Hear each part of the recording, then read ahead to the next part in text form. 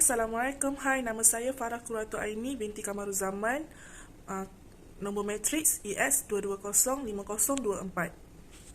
Tugasan untuk tajuk hari ini adalah kita sebagai ibu bapa membuat keputusan dalam menilai taska dan tadika yang akan kita pilih untuk anak-anak untuk kelas Planning and Development Center. Okay, pada pendapat saya sebagai ibu bapa, dalam membuat keputusan untuk menilai taska dan tadika yang akan kita pilih untuk hantar adalah kita akan selidik latar belakang tadika dahulu. Kita pun tahu kita dah berada dalam era moden di mana maklumat boleh dicapai di hujung jari. Jadi kita boleh search taska atau tadika itu melalui Google ataupun mana-mana sosial media berkaitan taska atau tadika yang berhampiran dengan kita.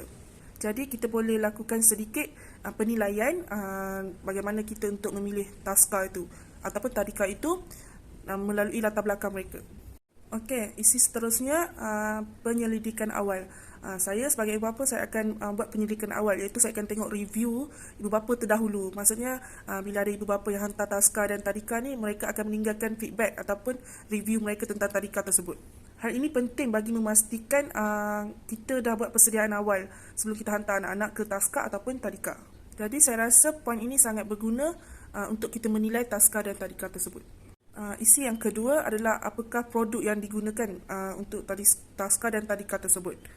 Contoh produk ataupun material yang digunakan oleh tadika, contoh buku membaca atau tadika tersebut menggunakan produk Cahayaku atau produk Bacalah Anakku.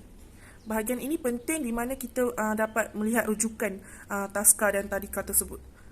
Kaedah apa yang mereka gunakan dan kekuatan dalam taska dan tadika tersebut.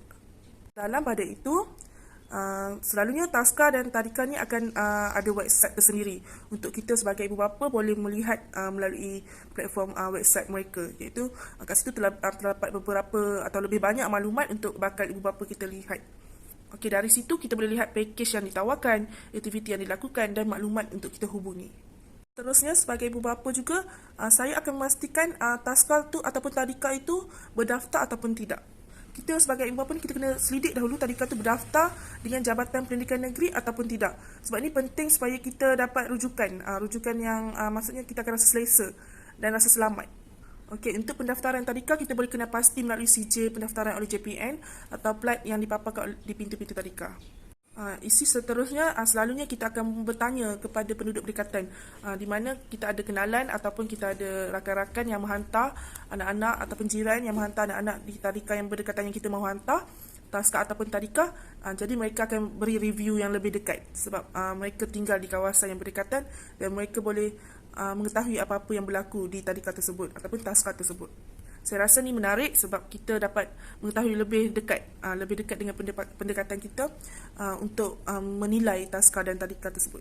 Terusnya saya akan membuat sebagai bapa kita perlu membuat lawatan ke premis, iaitu kita nak pastikan premis tadika atau taska tu premis yang bersih, premis yang selamat, mempunyai kemudahan yang lengkap. Okay, dan kita nak pastikan premis yang kita nak hantar nanti perlu premis yang ceria dan kreatif. Ini untuk memberi kemudahan kepada anak-anak kita. Saya amat menitik beratkan tentang kemudahan yang lengkap, iaitu macam permainan, buku yang banyak, alat bantuan mengajar, apa yang mereka tawarkan.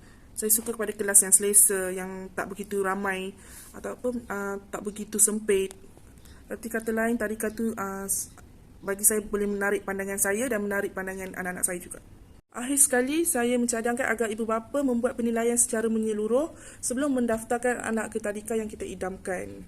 Ibu bapa juga perlu memastikan tadika yang dihantar seiring dengan standard SKPK yang telah ditetapkan dan selari dengan filosofi pendidikan yang ingin diterapkan kepada anak yang tersayang.